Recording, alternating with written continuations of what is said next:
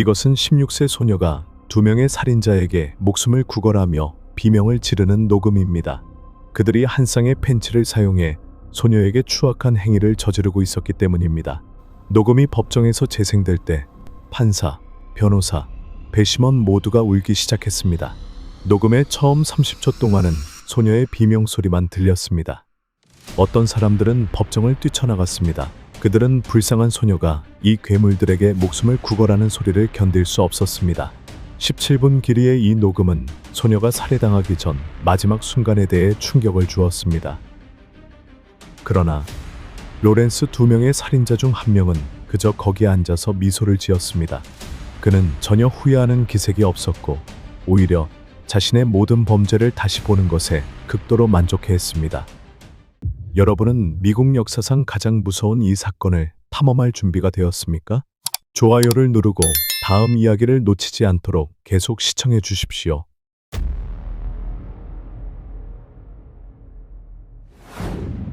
검사가 왜 당신은 연쇄 살인자가 되었습니까? 라고 질문했을 때 로렌스 비테이커는 그저 검사 쪽을 똑바로 바라보며 되물었습니다.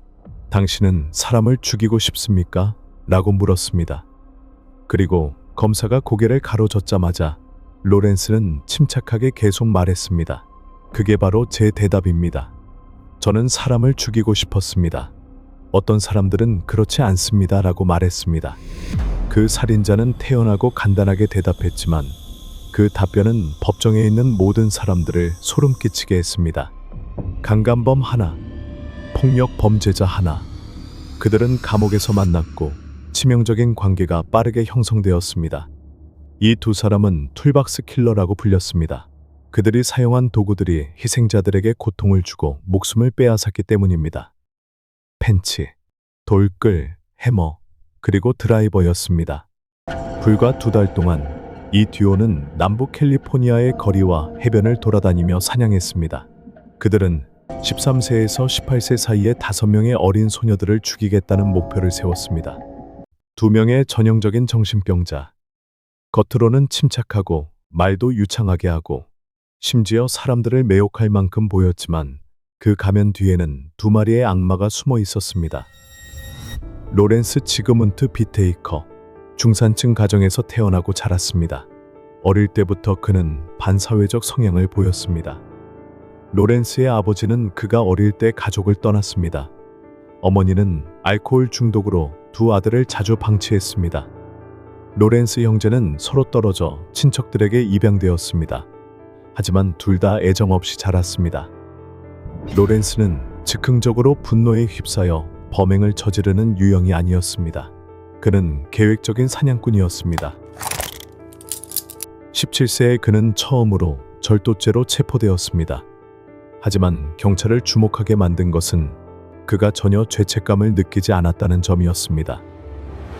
그렇게 해서 이자는 빠르게 경찰에게 낯익은 존재가 되었습니다. 무장 강도, 폭행, 차량 절도 등 수많은 혐의로 끊임없이 감옥을 드나들었습니다. 매번 체포될 때마다 로렌스는 전혀 두려움이나 후회를 보이지 않았습니다. 그는 그것을 그저 자신의 계획에 대한 방해로 여겼습니다. 감옥에 있는 동안 그는 배우고 관찰하고 다른 사람을 조종하는 기술을 완벽하게 다듬을 방법을 찾았습니다. 로렌스는 단순히 사람을 죽이는 것에 그치지 않고 피해자의 공포를 통제하고 싶었습니다. 한편 로이 노리스는 완전히 반대의 유년기를 보냈습니다. 그의 삶은 비교적 행복하고 평범했습니다. 그러나 로이는 성인이 되면서 심각한 정신적인 문제를 겪었고 공개적으로 여성을 공격하기 시작했습니다. 경찰은 로이를 체포했고 그는 아타스카대로 주립병원의 정신병 범죄자 전용 감옥에 수감되었습니다. 의사들은 그가 통제할 수 없는 폭력 성향을 가지고 있으며 타인에게 고통을 주는 것을 좋아한다는 진단을 내렸습니다. 그러나 불과 4년 후 로이는 더 이상 위험하지 않다는 이유로 석방되었습니다. 비록 서로 다른 환경에서 성장했지만 2 사람은 캘리포니아의 살루이스 오비스포 교도소에서 만났습니다. 로렌스 비테이커, IQ 138의 지능을 가진 똑똑하지만 무감각한 자는 폭행과 절도를 포함한 여러 범죄로 감옥에 들어왔습니다. 로이 노리스, 여성에 대한 성범죄 전력이 있는 자는 자신의 병적인 욕망을 만족시키기 위해서라면 무엇이든 할 준비가 되어 있었습니다. 처음 만난 순간부터 둘은 자신들이 같은 목표를 가지고 있다는 것을 깨달았습니다. 젊은 여성을 사냥하고 고문하고 살해하는 것이었습니다. 그것은 원한 때문이 아니었습니다. 돈 때문도 아니었습니다. 그들은 단지 타인의 고통을 즐겼습니다. 그들은 대화를 시작했고 피해자를 다루는 방법에 대한 병적인 상상력을 공유했습니다. 그런 잡담은 점차 구체적인 계획으로 변해갔습니다. 로렌스는 뛰어난 지능으로 납치하고 고통을 주고 시신을 은폐하는 방법에 대해 치밀하게 계획했습니다. 로이는 폭력적인 성향으로 친구의 가장 끔찍한 행동을 실행할 준비가 되어 있는 오른팔이었습니다. 둘은 감옥에서 나오면 로스앤젤레스를 악마의 놀이터로 만들기로 결심했습니다. 1978년과 1979년에 차례로 사면된 후 로렌스와 로이는 로스앤젤레스로 이사했습니다. 그들은 다시 연락해 병적인 상상을 현실로 만들기로 했습니다. 둘은 낡은 회색의 쉐보레 벤을 구입했습니다. 그들은 이 차량에 머더 맥이라는 이름을 붙였습니다. 왜 하필 벤이었을까요? 뒷창문이 없어서 아무도 내부를 볼 수 없기 때문입니다. 그들은 이 차량을 이동형 감옥으로 만들기로 결심했습니다. 그들은 차량을 방음 처리하고 경찰 신호를 탐지할 수 있는 레이더와 내부에서 무력화할 수 있는 자물쇠, 창문용 스티커, 침대와 고문 도구 상자까지 추가했습니다. 살인 도구를 마련한 후 둘은 납치 방법을 연습하기 시작했습니다. 그들은 학교 근처, 공원, 젊은 소녀들이 많은 곳을 자동차로 돌아다녔습니다. 처음에는 단지 접근에 길을 묻거나 차를 태워주겠다고 제안하며 피해자의 반응을 살폈습니다. 그들은 누가 가장 쉬운 목표가 될지, 누가 당황할지, 누가 침묵할지를 알고 싶었습니다. 그러던 중 1979년 6월 이 살인 듀오는 본격적으로 악몽을 시작했습니다.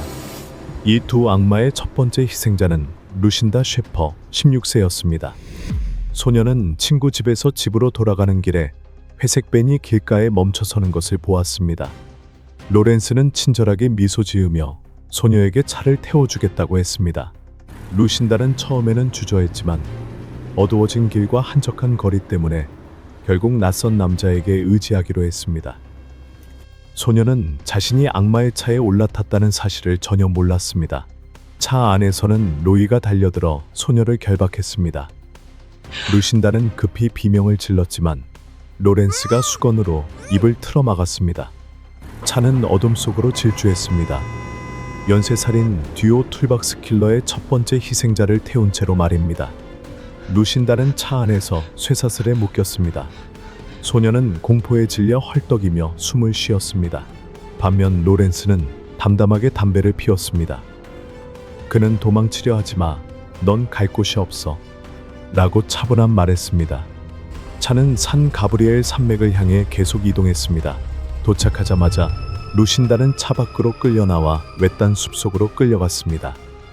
소녀는 울면서 애원했지만 그럴수록 두 살인자는 더 흥분했습니다. 로이가 먼저 행동에 나섰습니다. 로렌스는 그 모습을 지켜보며 모든 순간을 기억했습니다. 공격은 몇 시간 동안 지속되었습니다. 루신다는 필사적으로 저항했지만 두 남자의 힘에서 벗어날 수 없었습니다. 그들이 충분히 즐긴 후 로이는 쇠사슬을 루신다의 목에 감고 힘껏 조였습니다. 그녀가 확실히 죽었다고 생각하자 로렌스는 조용히 시신을 끌어 절벽 아래로 던졌습니다.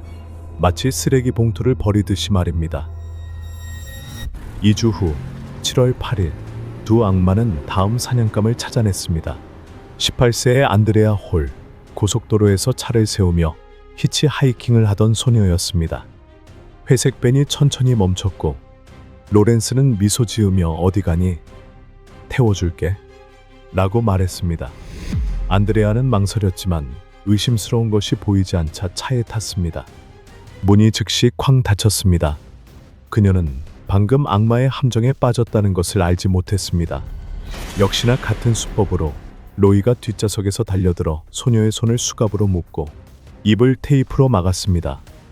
안드레아는 필사적으로 몸부림쳤지만 모든 것이 소용없었습니다.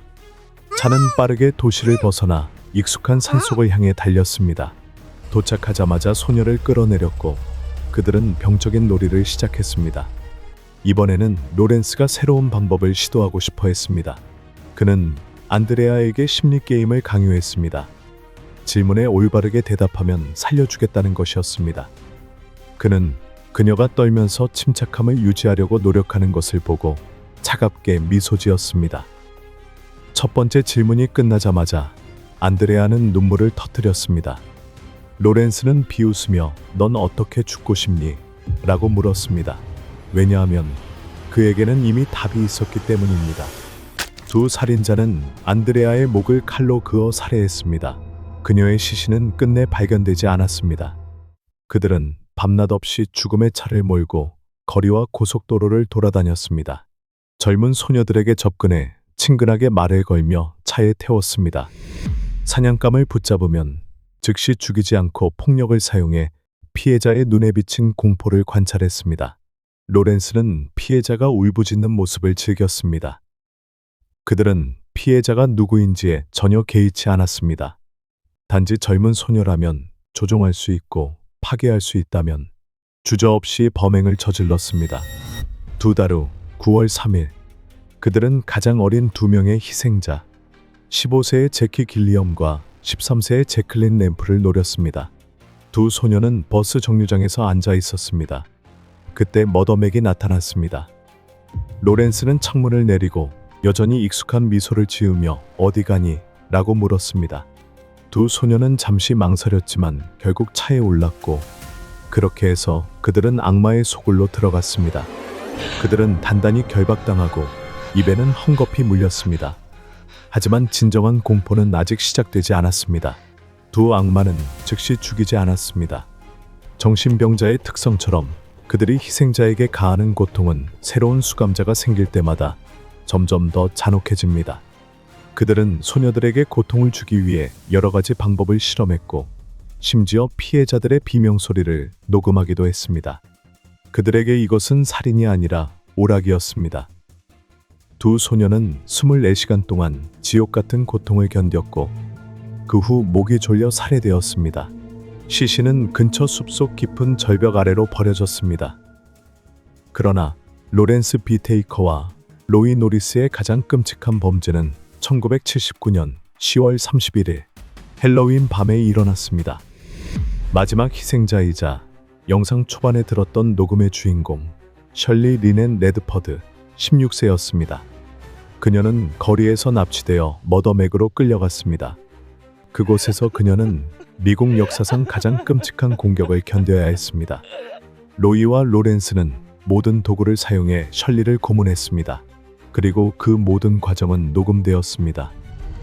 그들이 지루해지자 그들은 셜리를 목 졸라 살해했습니다. 하지만 이번에는 시신을 숨기지도 않았습니다. 그들은 셜리의 시신을 길 한복판에 버렸습니다. 마치 경찰을 조롱하듯이 말입니다. 그들은 자신들이 절대 잡히지 않을 거라고 믿었습니다. 하지만 그들은 틀렸습니다. 1979년 10월 말의 어느 밤, 로스앤젤레스는 헬로윈 축제 후 고요에 잠겼습니다. 하지만 LRPD 경찰서 안은 여전히 불이 밝혀져 있었습니다. 한 갈색의 작은 소포가 당직 경찰의 책상에 배달되었습니다. 발신자도 없고 특정 주소도 없었으며 단지 LAP 영사 조사팀이라는 삐뚤빼뚤한 글씨가 적혀 있었습니다. 소포 안에는 낡고 긁힌 검은색 카세트 테이프가 들어 있었습니다. 경찰은 익명의 소포를 종종 받았지만 이번 것은 뭔가 달라 보였습니다. 당직 경찰은 테이프를 재생기에 넣고 볼륨을 적당히 조정한 뒤 버튼을 눌렀습니다. 잠시의 정적 후 첫 번째 소리가 울려 퍼졌습니다. 그것은 여성이 비명을 지르며 목숨을 구걸하는 목소리였습니다. 듣기만 해도 그녀의 극심한 고통과 두려움이 느껴졌습니다.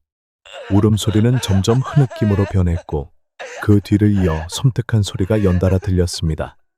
아마도 당시 경찰에게 가장 충격적이었던 것은 남자의 낮고 냉정한 목소리와 그의 난 내가 비명 지르는 소리가 좋다. 더 크게 소리 질러봐. 라는 말이었습니다. 당직 경찰은 더 이상 참을 수 없었습니다. 그는 급히 손을 떼고 테이프를 껐습니다. 경찰 경력 동안 수많은 범죄 현장의 녹음을 들어왔지만 이처럼 잔혹한 것은 처음이었습니다.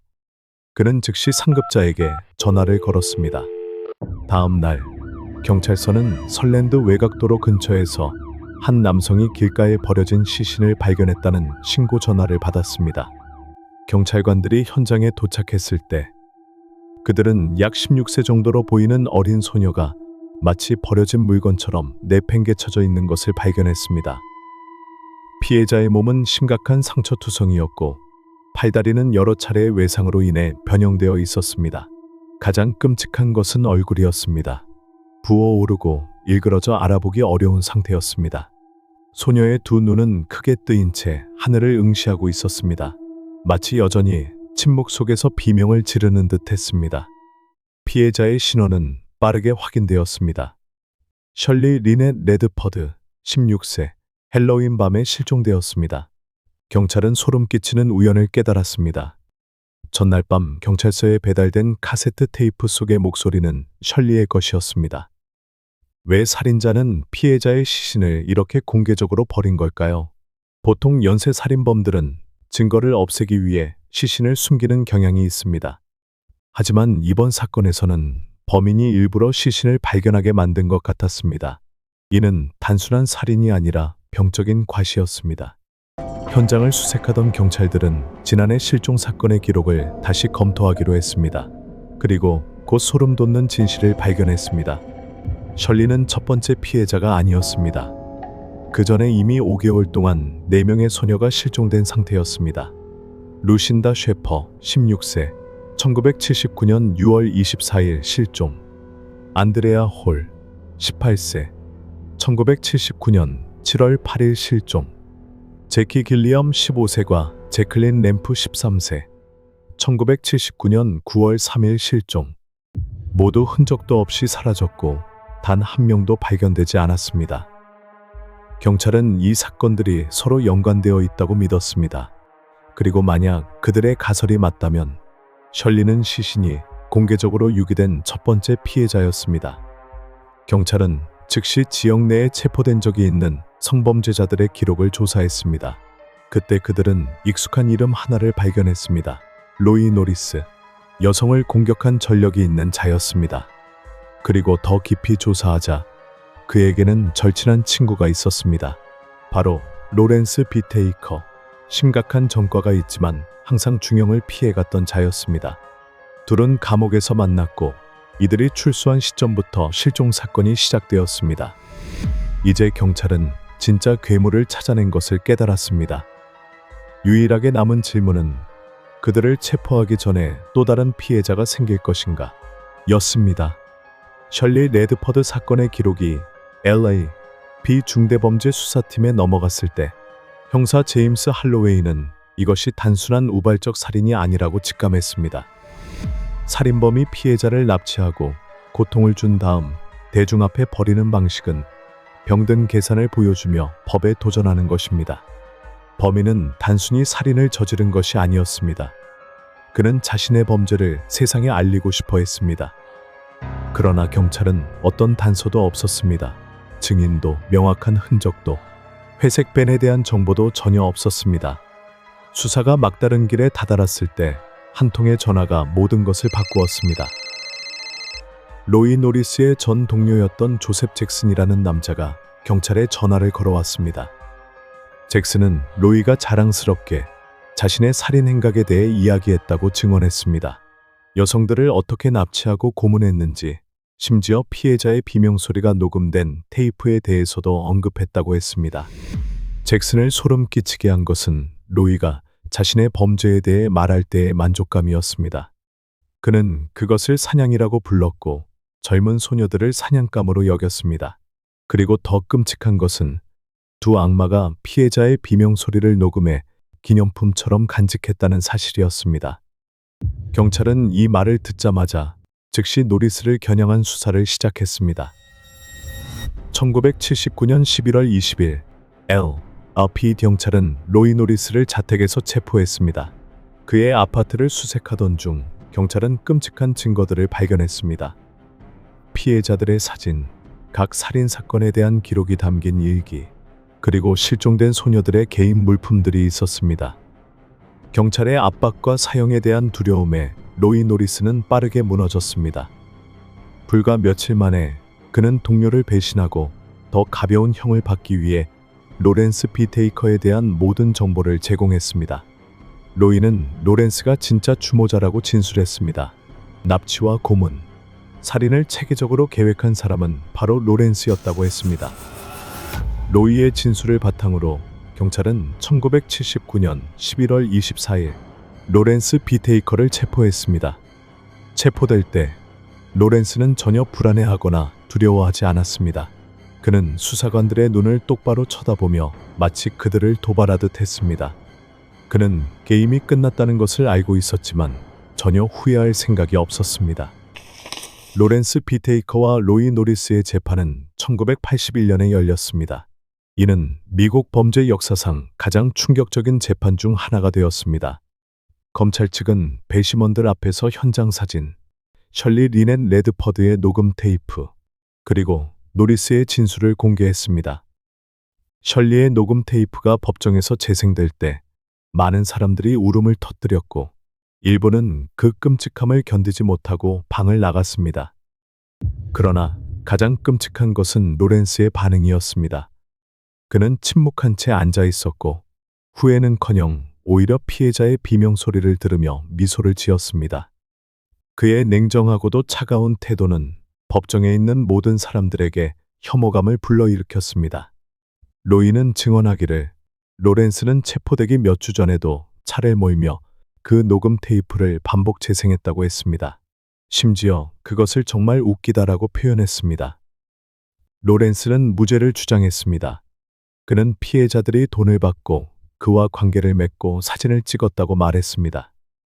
그러나 결국 로렌스 비테이커는 사형을 선고받았고 로이 노리스는 경찰과의 협조 덕분에 가석방 없는 종신형을 받았습니다. 로렌스는 샌 퀸틴 교도소에 수감되어 사형 집행을 기다렸지만 법률 시스템의 지연으로 인해 그는 끝내 처형되지 않았습니다. 배심원들은 만장일치로 로렌스 비테이커 39세에게 가스실 사형을 선고했습니다. 그러나 그는 사형수 감방에서 80세가 될 때까지 살아남았습니다. 그가 죽인 5명의 피해자 중 4명은 17번째 생일을 맞이하지 못했고 1명은 18세였습니다. 그 소녀들은 고등학교를 졸업하고 대학에 가고 경력을 쌓고 결혼하고 아이를 낳을 기회조차 없었습니다. 그리고 그들을 죽인 자는 늙을 때까지 살았습니다. 사형수 감방에서 수차례의 항소와 사형 연기 끝에 로렌스 비테이커는 자신의 범죄에 대해 결코 후회하지 않았습니다. 오히려 자신의 악명에 만족해하며 비테이커의 펜치라는 이름이 새겨진 기념품에 서명을 해주곤 했습니다. 2019년 12월 13일 로렌스 비테이커는 79세의 나이로 감옥에서 자연사했습니다. 로이 노리스, 목숨을 구하기 위해 동료를 배신한 그는 2020년 2월 24일 감옥에서 사망했습니다. 두 살인자의 죽음은 누구에게도 애도받지 못했지만 그들이 저지른 끔찍한 범죄는 수많은 세대에 걸쳐 악몽으로 남아 있었습니다. 사진들, 녹음 테이프, 그리고 피해자 가족들의 지울 수 없는 기억들. 이 모든 것은 마치 악마가 영화 속에만 존재하는 것이 아니라 현실에서도 인간의 모습을 하고 있다는 것을 상기시켜 주었습니다. 사건 기록은 종결되었지만 툴박스 킬러의 그림자는 결코 잊혀지지 않을 것입니다. 오늘의 사건 이야기를 들어주셔서 감사합니다. 좋아요와 구독을 눌러주시면 더 많은 흥미로운 사건을 만나보실 수 있습니다.